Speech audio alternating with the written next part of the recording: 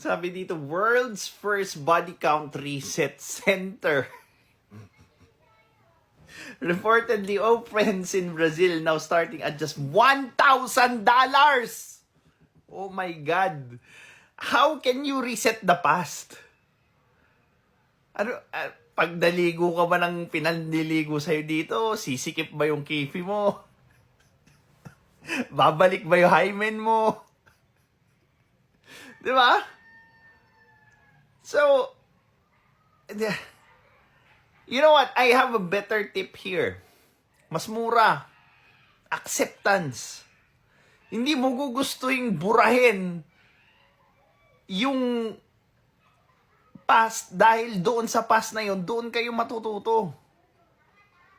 'Di ba? Kung binura mo yung past, instead na i-accept mo and you move forward along with the lessons that you learn from the past, edi much better. Hindi na sayang yung past mo. Unlike ganito, you're going to play dumb na suddenly hindi mo ginawa yung pakikipagbembangan mo doon sa maraming tao.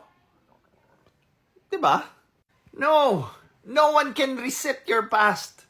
You can only accept it, move forward, and use the lessons that came with it. Hindi mo pwedeng gawin parang MIB flashlight yan. Bzz. Suddenly, hindi mo na maalala na kipagbembangan ka ng 1,000 times. Di ba? This is Pinoy Extreme.